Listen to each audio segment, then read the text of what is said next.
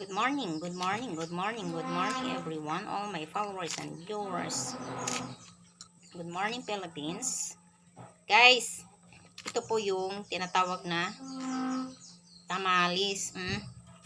Masarap to partner ng coffee. Try natin. Hindi ako mahilig ng ganito. So dito na ako nakatry dito sa Quezon. So ito yung parang food ng Quezon province din na tamalis, no?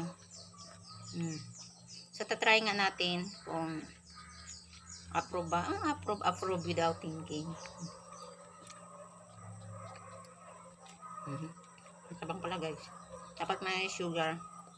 Kasi ang sauce. So ayos naman siya guys. Dapat may ano siya. Yung datik. Naubusan na ng datik yesterday. Kaya bigay lang to guys. Try ko ng ganito. Tapos kung wala, lagyan mo ng sugar. Na ano. Para din siyang ano. Malagkit naman to siya eh.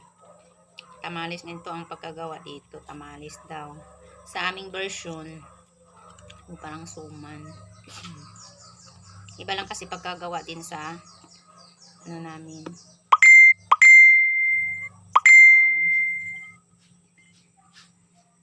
Sa suman namin, no?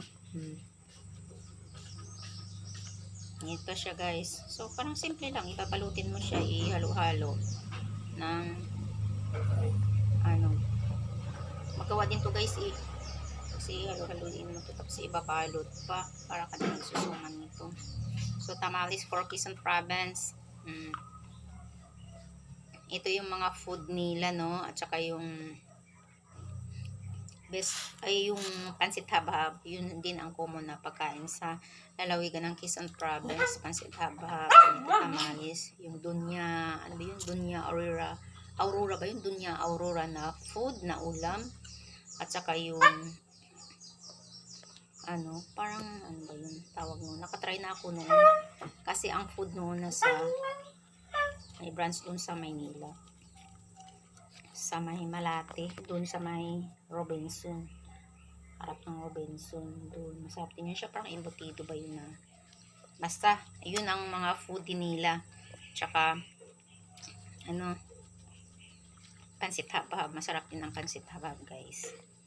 So, tara na sa lalawigan ng Quezon province. God bless. Thank you for watching.